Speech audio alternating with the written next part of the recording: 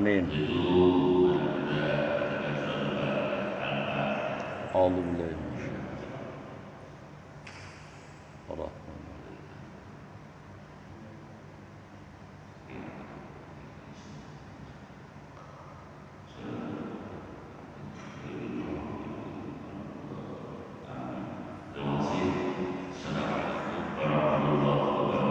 Waalaikumsalam. Makasih.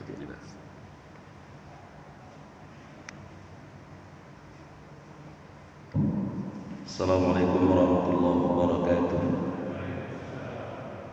Alhamdulillah wa kafa wassalatu wassalamu ala nabiyil mustafa wa ala alihi wa sahbihi ahli sidqi wal wafa ma ba'du. TDKM dan pengurus yang Allah muliakan, jamaah subuh yang Allah cintai, mohon izin menyampaikan kuliah subuh dengan topik rahmat di balik sakit.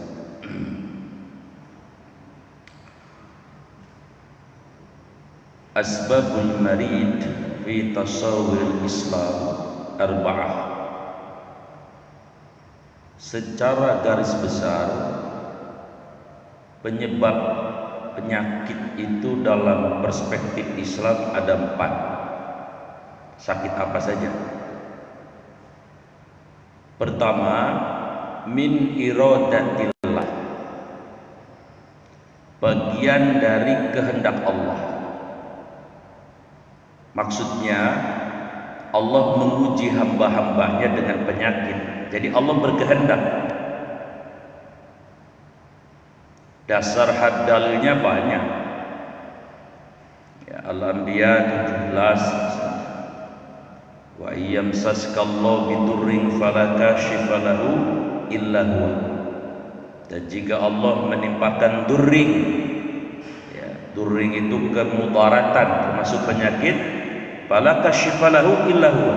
Tidak ada yang bisa menghilangkan penyakit itu kecuali Allah itu sendiri. Jadi Allah yang memberikan ujian berupa penyakit, Allah juga nanti akan mengambil penyakit itu. Al-Anbiya 35, wa nabluukum bisyarri wal khairi fitnatan. Kata Allah, kami Allah sungguh-sungguh akan menguji kalian bisyarri, dengan ujian yang tidak enak, termasuk penyakit, wal khairi, dan ujian yang enak, ya sehat dan seterusnya. Al-Baqarah ayat 155, ayat yang sangat populer. Wa dan la, benar-benar, walanabluwannakum, kami akan menguji kalian orang beriman, bi, dengan syai'in, sesuatu, minal khawfi, ujian itu berupa rasa takut, khawatir, cemas, yang kayak sekarang kita alami. Karena udah daftar tunggu ini yang namanya si Covid ini. Wal ju, sedikit lapar, wa naqsi minal amwal, kekurangan harta, wal anfus, kematian dan penyakit, kata Syekh Jalaluddin Asyuti dalam tafsir Jalalain, wassamarat, dan kurang buah. Jadi ini ayat-ayat ini mengindikasikan bahwa penyakit itu memang pertama min iradatillah, Allah hendak menguji hamba-hambanya. Gak ada penyebab yang lain, emang Allah sengaja pengen menguji iman. Nah, yang paling fenomenal tentu Nabi Ayub, kan gitu ya. Beliau Rasul, Nabi, ya kalau ditanya solehnya mah la ilaha illallah, namanya Rasul. Lah saya mah, kita mah cecerek imannya, ini Rasul ya. Tapi Allah berkehendak pengen uji keimanan beliau itu. Salah satu ujiannya berupa penyakit. Memang sebabnya adalah karena iblis jealous sama beliau, tapi Allah izinin. Jadi ceritanya gini, Nabi Ayub itu hidup di daerah Hauran. Auran itu kalau sekarang masuk wilayah Jordan. Bang Heri tahu Jordan nggak? Jordania. Dari Cikokol Bang Heri ngetan ya ke Soekarno Hatta ya, terus naik kapal. Jadi beliau tadinya awalnya beliau seorang nabi, seorang rasul yang kaya raya, masya Allah, tanahnya di mana-mana ada. Mungkin kalau di sini mah di Ciseeng ada, Pondok Serut ada, Jelupang ada, mana-mana ada, kaya raya. Yang kedua orangnya ganteng, insya Allah. Ya kalau bayangin orang ganteng kayak siapa ya Mary? Kayak Adam Jordan kali ya. Ya pokoknya ganteng dah. Yang ketiga anaknya banyak. Ya, karena memang diizinkan untuk ta'addud, punya istri lebih dari satu, istrinya produktif, anaknya banyak. Nah, iblis cemburu, jealous. Biasa waktu Nabi Adam di surga juga iblis kan jealous. Ya Allah, kata iblis ngomong sama Allah, ya pantesan aja Ayub itu rajin ibadah, taat. Ya orang dia kaya raya. Coba deh kalau dia kismin. Kata Allah, insya Allah enggak, ini hamba saya istiqomah. Kalau begitu izinkan saya dong ya Allah. Ngapain kamu? Saya mau merusak harta dia agar saya bisa membuktikan apakah ketika dia sudah miskin tetap ibadah apa tidak. Kata Allah, saya izinin, silahkan tes dah katanya. Nah ini Allah berkehendak nyuruh iblis ngetes imannya Nabi Ayub. Akhirnya semua bisnisnya Nabi Ayub itu dibakar sama iblis, karena iblis mengumpulkan bala tentaranya itu. Ya, iblis itu kan bisa berubah bentuk jadi manusia, Pak. Ya. Kemudian yang kedua, setelah hartanya habis, Nabi Ayub tetap ibadah. Kata iblis, ya pantas saja dia masih ibadah, masih taat kepadamu ya Allah. Ya orang dia anaknya banyak. Kata Allah, terus kamu maunya apa? Izinkan saya untuk mewafatkan putra-putrinya dia. Pasti dia dah stres, dia nanti nggak ibadah lagi sama engkau ya Allah. Kata Allah, saya izinin, silahkan. Diizinin dah. Satu demi satu putra-putrinya Nabi Ayub diwafatkan atas izin Allah. Ya kayak teluh juga atas izin Allah, santet juga atas izin Allah gitu.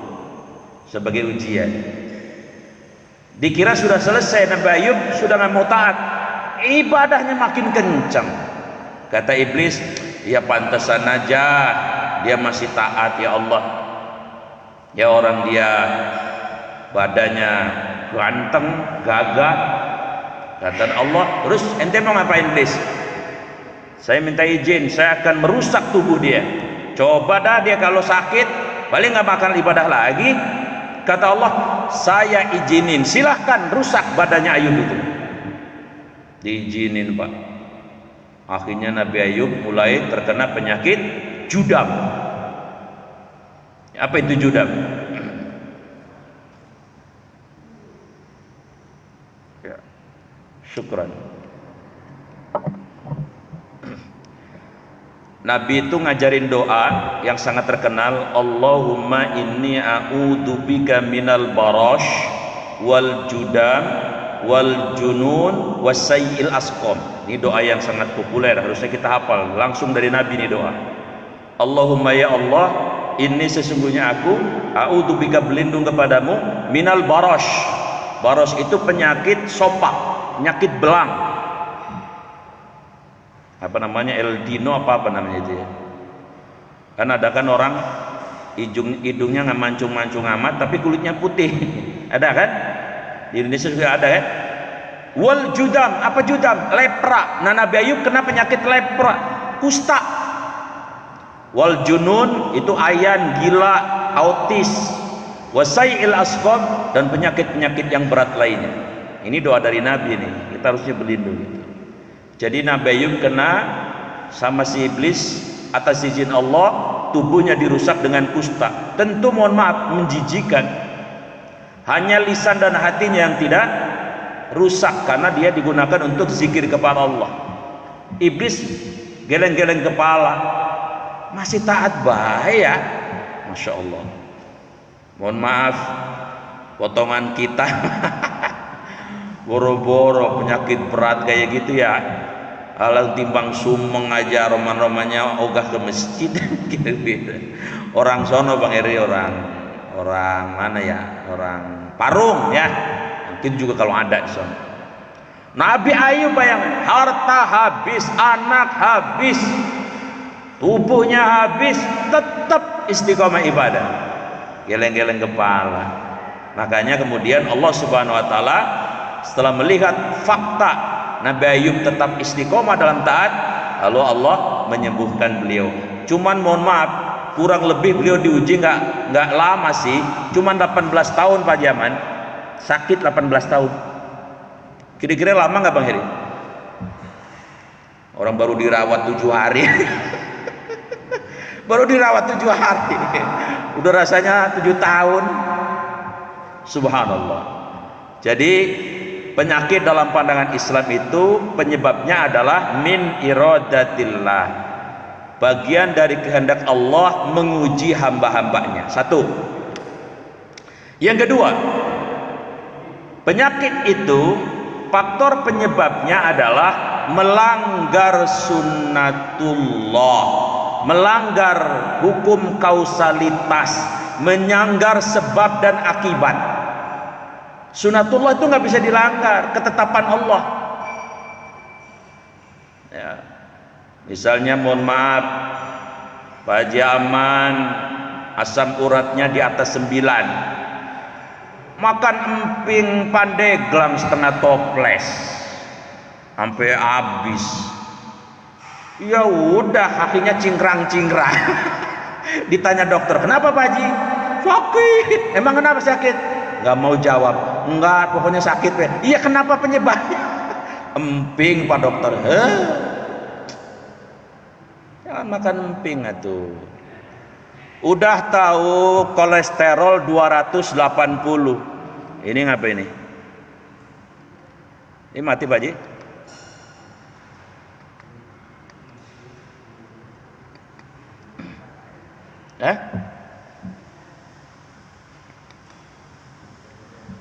Tes.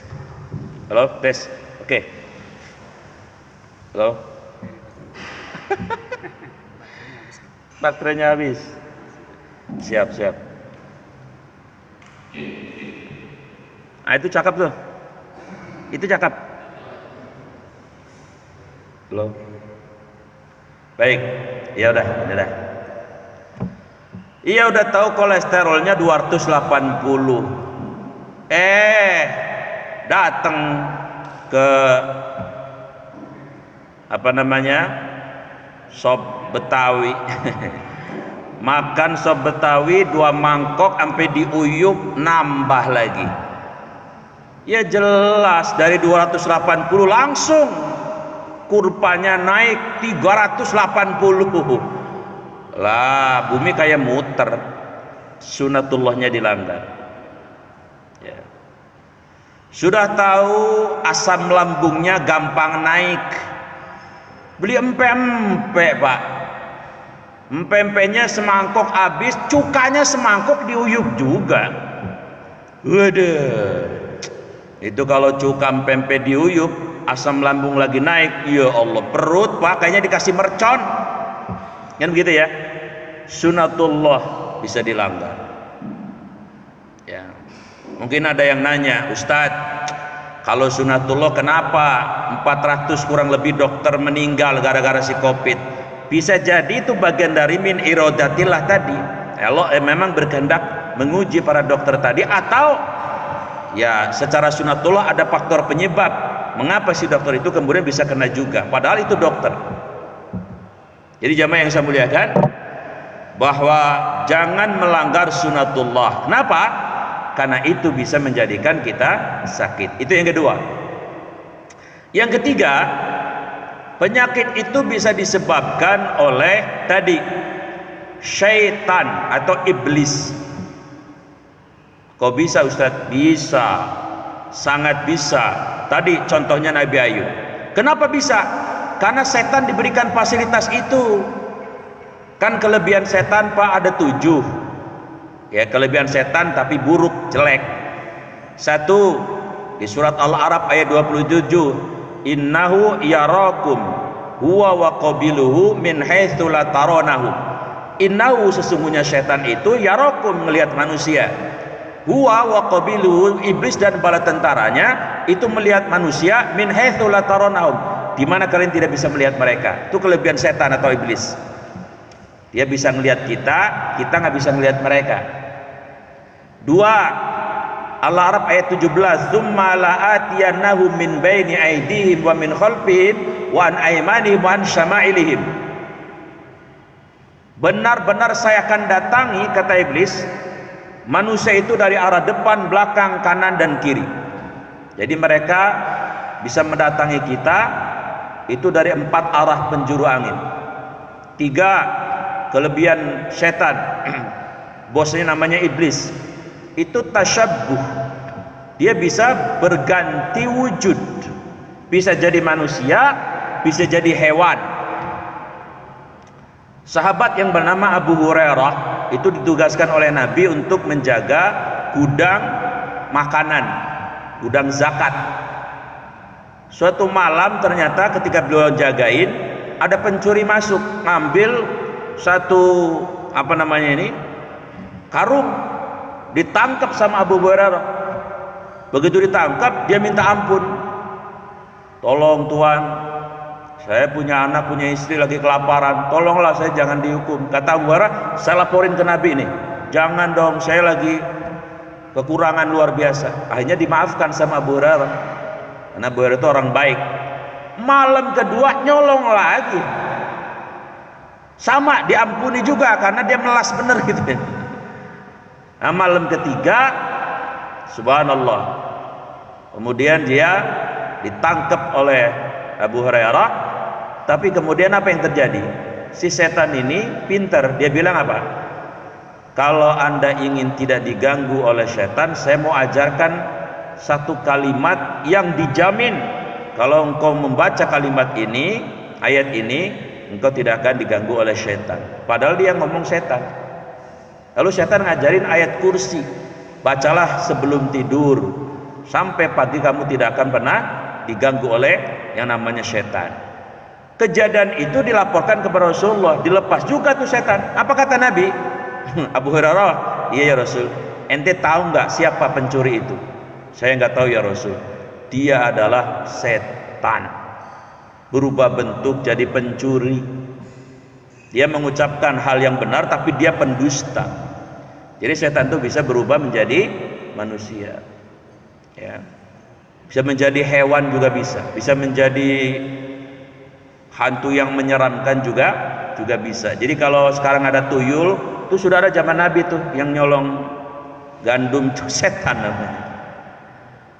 Kemudian kelebihan setan berikutnya adalah dia lebih tua dari manusia, lebih senior, karena iblis sudah hidup dulu di surga waktu itu. Adam belum diciptakan.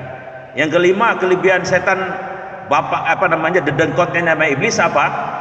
Mereka profesional. Artinya fokus kerjaannya adalah menarik kita manusia agar jadi temannya di neraka. Kerjanya itu aja, dengan berbagai macam cara. Terutama yang di sini yang sulit nih, alladzi yuwaswisu fi sudurin nas, 24 jam dia ngajak kita supaya jauh dari Allah, masuk neraka, jadi teman mereka. Tapi kalau setan yang berbentuk manusia juga ada yang ngajak kita jauh dari Allah, masuk ke neraka. Setan manusia, ya. Saya kadang-kadang nggak habis pikir ya, ada laki-laki di panggung joget nyawer ngasih biduan sampai juta-jutaan. Saya nggak habis pikir. Padahal itu si biduan itu apa? bentuknya manusia, tapi dia telah menjadi syaitan. Kenapa? Menjauhkan laki-laki dari Allah. Dengan jogetnya itu syahwat laki-laki luar biasa. Lalu dia memberikan yang bukan haknya, bukan kepada istrinya, kepada anaknya. Jauh dia dari Allah. Kalau nanti sampai tidak tobat, ya bagian dia yang paling cocok bukan surga tapi neraka. Itu syaitan dari manusia. Nah, kemudian berikutnya kelebihan syaitan itu adalah dia bisa masuk dalam tubuh manusia, tapi kita tidak pernah bisa masuk ke tubuh mereka. Nah, jadi kesimpulannya bahwa penyakit itu satu tadi ujian dari Allah, yang kedua melanggar sunatullah, yang ketiga bisa dari syaitan. Orang kena santet, kena teluh itu dari syaitan. Nah, yang keempat, penyakit itu datangnya dari mana? Ternyata menurut ilmu pengetahuan up to date kontemporer zaman sekarang, penyakit itu juga bisa dihasilkan adalah dari hasil rekayasa genetika yang dibuat oleh manusia. Kemarin saya membaca jurnal, bisa jadi COVID ini adalah bagian dari ini, yang keempat. Ya saya baca nih, yang nulis dokter juga. Kenapa? Pertama, kalau penyakit wabah yang asli, yang alami, yang natural, yang dari Allah, itu biasanya gak sampai setahun lebih gitu. Lah ini udah setahun setengah hampir, bukan makin hilang, malah beranak pinak. Ada cucunya, ada cicitnya, si Delta, si Alpha, siapa lagi? Si Beta ya. Sekarang yang sudah meninggal itu 56.000 di Indonesia. Di dunia sudah 3,9 juta. Yang terinfeksi 180 juta di dunia, di Indonesia sudah tembus 2 juta. Jadi kata si dokter ini adalah bisa jadi percampuran tadi yang alami ada, dari Allah ada, virus yang alami, tapi kemudian dikombin hasil genetika, rekayasa akal manusia. Siapa mereka atau apa tujuannya mereka? Satu, depopulation, mengurangi jumlah manusia. Sesak dunia, udah hampir 8 miliar sekarang. Caranya bagaimana? KB nggak mempan, udah begini caranya. Ini analisis namanya, masuk akal juga. Yang kedua, motifnya apa? Ekonomi. Karena faktanya apa yang terjadi? Itu yang namanya vaksin, yang bikin siapa? Emang yang bikin orang-orang negeri Ethiopia yang miskin? Enggak bisa. Atau development countries, negara-negara berkembang kayak Indonesia, enggak bisa. Kita yang namanya vaksin Nusantara aja kagak jadi sampai sekarang. Yang bikin negara-negara gede, Amerika, Inggris, Rusia, Prancis, Cina. Jadi perang dagang. Karena apa? Harga vaksin bukan seharga rengginang setoples. Harganya mahal. Satu negara bisa beli ratusan triliun. Nah, siapa yang untung? Negara-negara gede. Motifnya adalah ekonomi. Yang ketiga, motifnya adalah New World Order atau the New World Order, tatanan dunia baru yang dibuat oleh kaum Zionis Yahudi yang ingin menjadikan dunia ini menjadi satu arah, satu bingkai. Maka bagaimana caranya untuk menjadi tatanan dunia baru ini? Maka dikurangilah jumlah manusia tadi sesuai dengan apa yang dikehendakinya, termasuk mereka menetapkan calon-calon pemimpin di dunia sesuai dengan kehendak mereka, dengan iluminatif dan premansori. Jadi ini jurnal ilmiah, wallahu a'lam bishawab. Tapi saya agak yakin, maksudnya begini, yang asli virus ini ada, tapi ada juga rekayasa akal manusia. Nah, ini bisa menjadi penyebab penyakit. Jadi penyakit itu penyebabnya ada 4 tadi ya. Kehendak Allah sebagai ujian hidup.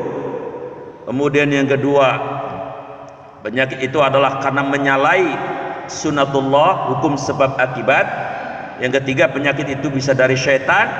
Dan yang keempat, penyakit adalah bisa disebabkan oleh manusia-manusia serakah yang menginginkan kemudian mereka hanya hidup dengan orang-orang yang sepemikiran dengan mereka. Yang tidak sepemikiran dengan mereka, mereka hendak dieliminasi. Lalu kemudian poin yang kedua, sesuai dengan tema, di balik sakit dalam pandangan Islam gak usah khawatir, ada rahmat Allah. Hadisnya panjang, riwayat Ibnu Majah, tapi saya pendekkan begini. Ketika ada orang sakit, mau disebabkan oleh kehendak Allah tadi ujian, mau karena menyalahi sunatullah, mau disebabkan oleh setan, mau disebabkan rekayasa manusia. Ketika orang beriman sakit, dia ridho, dia sabar, maka Allah utus 4 malaikat. Malaikat yang pertama ditugaskan untuk mencabut rasa nikmat makan dan minum. Makanya kalau orang sakit kan pahit ya Pak Jaman ya, mulutnya pahit kan?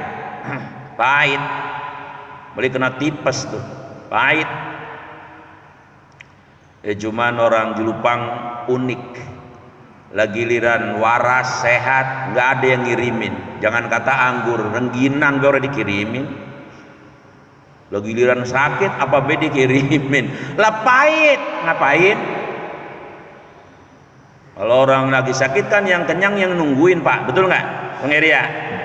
Oh yang grares bayang nungguin mah. Lah yang sakit maka gak makan. Memang lagi sakit. Malaikat pertama itu. Jadi kalau ada orang sakit, dokoh, tahu dokoh nggak? Orang sakit makannya nambah. Ya kagak sakit sebenarnya dia mah. Sakit-sakitan. Atau sakitnya sakit yang tidak berhubungan dengan saraf, kutil misalnya. Ya iya itu mah dokoh aja. Kemudian yang kedua, malaikat diutus oleh Allah. Ketika ada orang beriman sakit, dia sabar, dia ridho, maka malaikat itu ditugaskan untuk mengambil kesempurnaan fisiknya orang beriman. Jadi orang beriman itu, orang lagi sakit itu biasanya apa? Pucat, ya nggak? Gantengnya hilang, cantiknya hilang, tenggeng, letoy, lanus, lemes. Apalagi sakitnya yang berat, udah lama lagi, berubah total. Yang ganteng bisa jadi kuruk, yang jelita bisa menjadi pucat, sepucat kapas. Emang dicabut oleh Allah, malaikat yang ditugaskan. Yang ketiga, malaikat yang ketiga ditugaskan untuk mencabut atau mempending rezekinya. Rezekinya diambil dulu semua. Makanya orang sakit kan nggak bisa kerja, yang nggak dapat rezeki, rezekinya dari orang. Dan yang keempat, malaikat yang keempat ditugaskan untuk mengambil semua dosa-dosanya dari mulai balik sampai saat dia sakit. Diambil semua dosa-dosanya. Nah, ketika Allah izinkan sembuh orang beriman itu, 3 dikembalikan. Apa? Pertama, kenikmatan makan minum dikembalikan lagi. Kata Allah, hai malaikat, balikin tuh kenikmatannya. Maka kemudian setelah sembuh nggak pahit lagi. Malah kadang-kadang kan kemaruk gitu ya. Kalau orang habis sakit 2-3 hari makan mulu, biarin emang lagi dirapel, dikembalikan nikmat.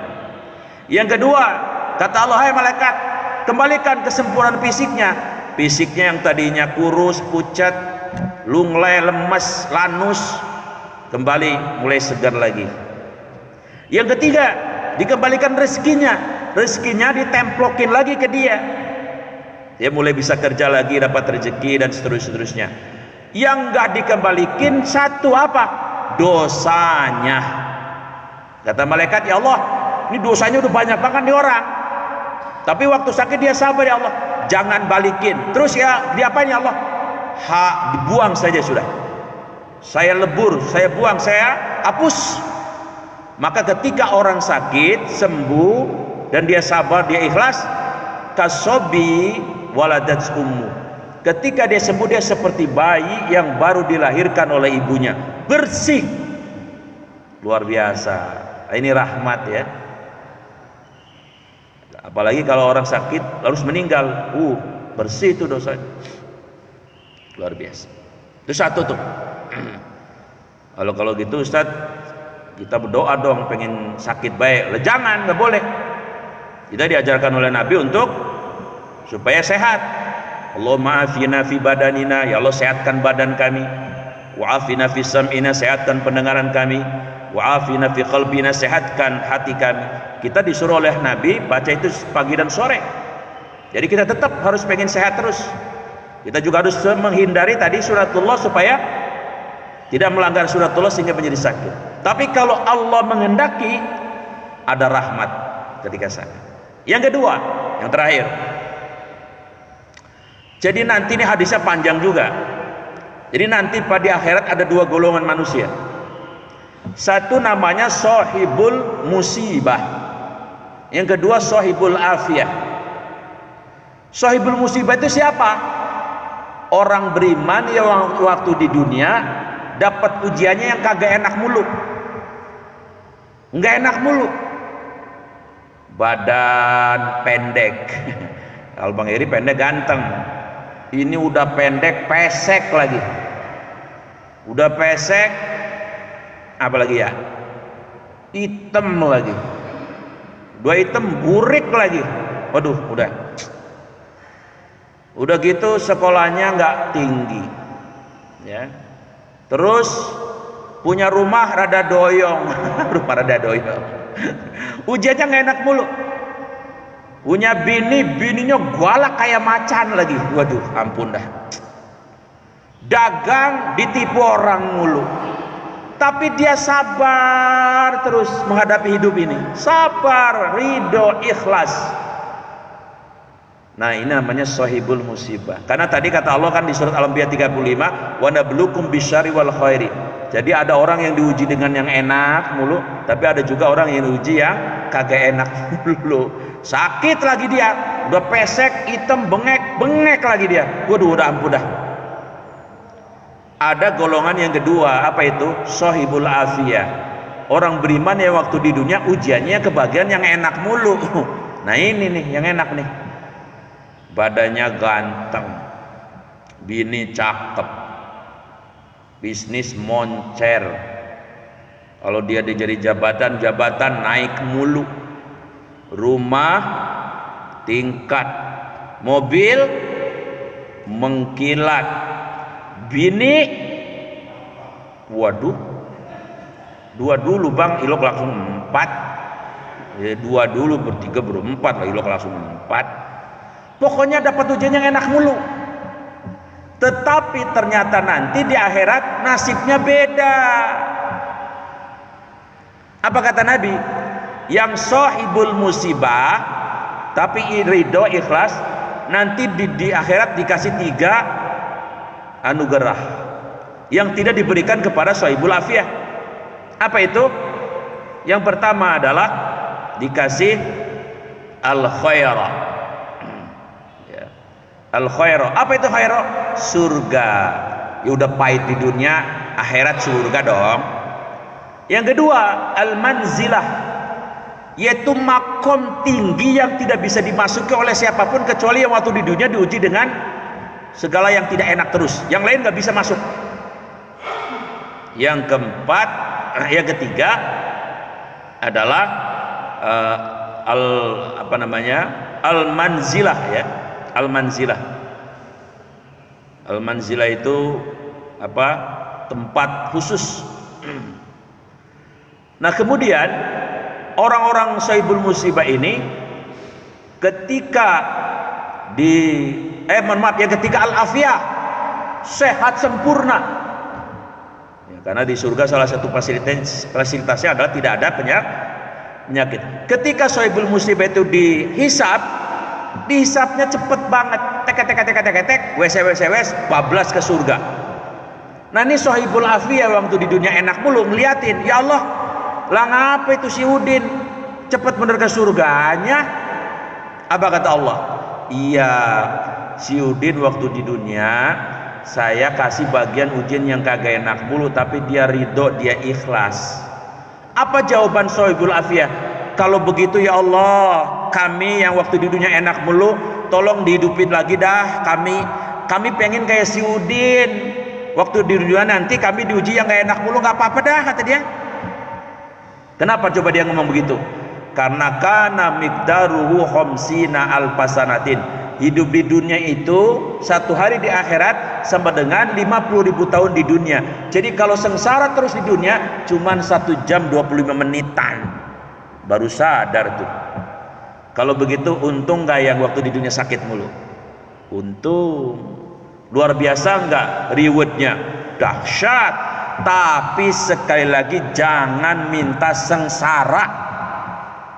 Kita tetap mintanya kepada Allah agar bahagia, sehat, dan sentosa.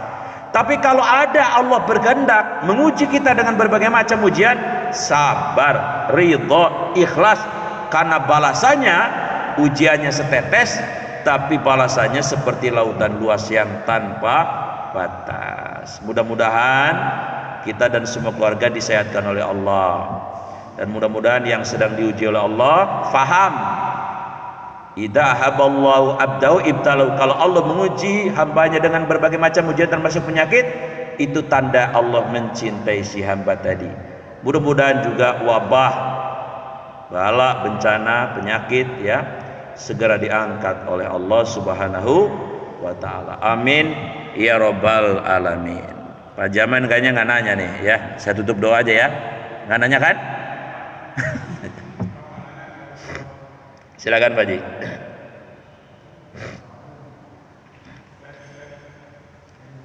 Udah nggak apa-apa dengar? Ya dengar.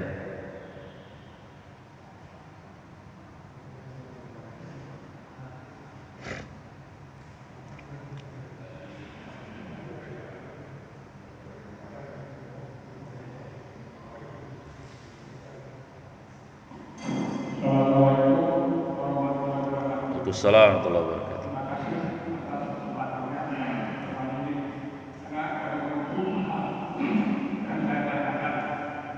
Di dunia ini adalah pertanyaan dua, termasuk ada malam dan siang. Keduanya yaitu ada baik dan jelek. Ada perempuan ada laki-laki di dunia ini. Ya. Yang pertama harapan itu ada surga, ada neraka. Ya. Bagaimana kita untuk mendapatkan apa yang harapan itu surga? Ya. Apa yang harus berbuat? Karena banyaknya manusia itu selalu melanggar. Ya. Bagaimana menggunakan apa yang harus berbuat supaya kita ini dapat apa yang dilakukan masuk ke dalam dan baik itu juga. Buat hidup itu ada dua kan, ada racun, ada madu. Nanti bukan sendiri apa mau racun atau mau madu. Iya.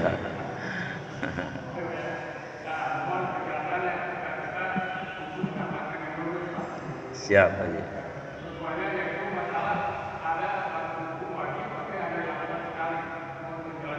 Apa wajib apa? Sukuk. Oh, wukuf.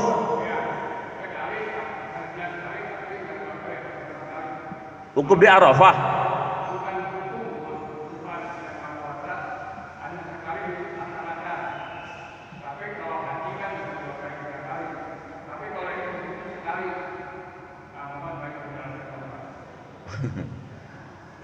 Terima kasih Pak Haji Ahmad. Kalau mau jawaban sederhana, bagaimana kita bisa ke surga? Karena selalu ada pilihan, ada racun, ada madu, ada setan, ada orang beriman dan seterusnya. Jawaban sederhananya ilmu. Ilmulah yang menjadi senter, menjadi lampu kita untuk mengiringi hidup ini. Karena kita tahu bahwa hidup ini adalah ujian, maka kita tahu ilmunya, maka saya sabar. Karena kita tahu bahwa ujian itu cuman setetes, maka saya juga ridho. Nah, semua itu bisa dipahami, bisa dilakukan kalau kita paham, kalau kita tahu ilmunya. Baru yang kedua, minta sama Allah agar kita sebagaimana doa Nabi Muhammad, ya muqallibal qulub tsabbit qalbi ala dinik wa ala ta'atik, agar bisa tetap taat kepada Allah dan berada di jalan agama sampai akhir hayat sehingga husnul khotimah. Jadi kalau sudah tahu ilmu, ya kita akan menjauhi setan dan seterusnya. Lalu kita minta kepada Allah untuk istiqomah. Dua saja itu insya Allah kalau dijalanin bisalah sebagai teman mengiring hidup kita agar kita selamat nanti sampai akhir hayat kita insya Allah Pak Haji.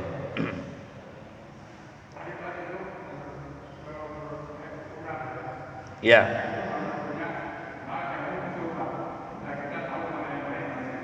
Ya.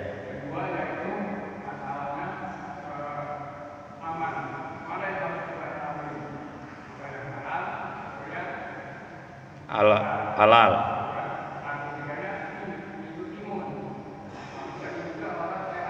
Ya.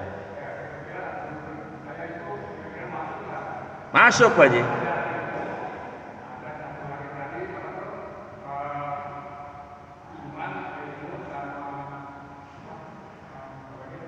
Iman,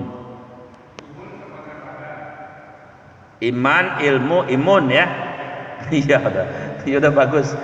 Jadi semakin lengkap ya. Terima kasih. Ya.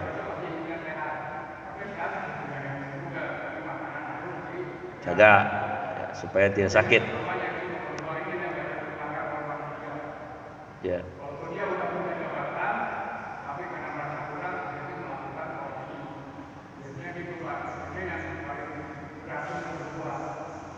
Oh.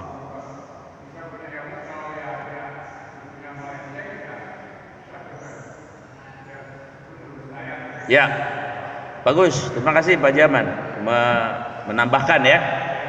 Ya.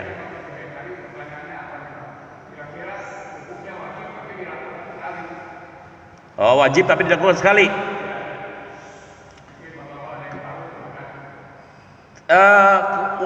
Wajib itu kan ada dua macam ya. Ada fardu ain, ada fardu kifayah. Kalau fardu ain ya seumur hidup.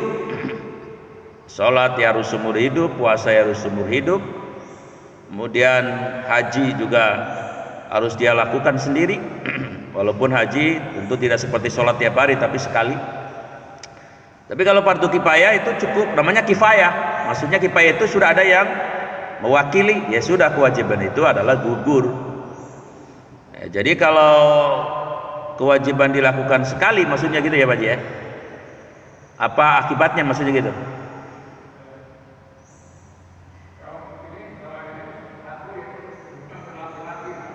Ya.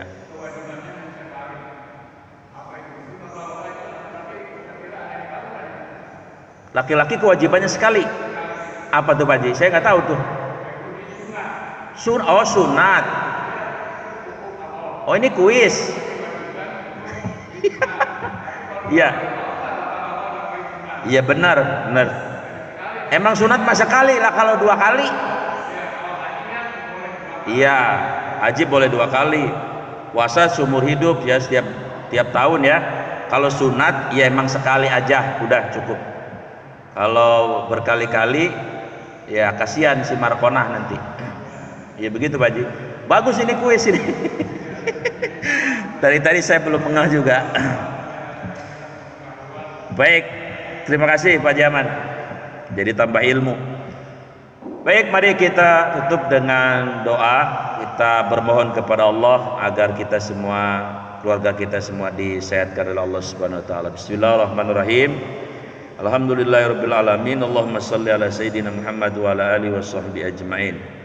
Allahumma ya Allah, tawil umurana, panjangkan umur kami ya Allah. Panjangkan umur ibu bapak kami, kakek nenek kami, anak cucu kami, kakak adik kami, saudara kami, teman dan semua orang beriman ya Allah. Wasahhi ajzadana, sehatkanlah kami lahir dan batin ya Allah. Sehatkan kami lahir dan batin ya Allah. Sehatkan kami lahir dan batin ya Allah. Wa nawwir qulubana, sinari hati kami dengan ayat-ayat-Mu ya Allah. wasabbit aqdamana teguhkan ya Allah, kokohkan ya Allah iman kami, wasabbit imanana teguhkan dan kokohkan iman kami ya Allah. Wa anisyarri abidna dan atas segala kebaikan dekatkan kami ya Rabb. Wa anisyarri abidna dan atas segala keburukan jauhkan kami. Wa anil khairi qaribna dan atas kebaikan dekatkan kami. Wa wasi arzaqona luaskan rezeki kami ya Allah. Wa ahsin a'malana dan perbaikilah amal-amal kami. Waqti hawaijana kabulkanlah hajat-hajat kami, hajat dunia dan hajat akhirat kami. Rabbana wahai Rabb kami, atina karuniakan kepada kami semua fid dunya hasanah, kehidupan dunia yang hasanah, wa fil akhirati hasanah dan kehidupan akhirat yang hasanah, wa qina adzabannar jauhkan hindarkan kami semua dari api neraka. Sallallahu ala sayyidina Muhammadin wa ala alihi wa sahbihi ajmain. Subhana rabbika rabbil izzati amma yasifun, wassalamun alal mursalin walhamdulillahi rabbil alamin. Subhanakallah bihamdika asyhadu an la ilaha illa anta astaghfiruka wa atubu ilaik. Mohon maaf lahir dan batin. Assalamualaikum warahmatullahi wabarakatuh.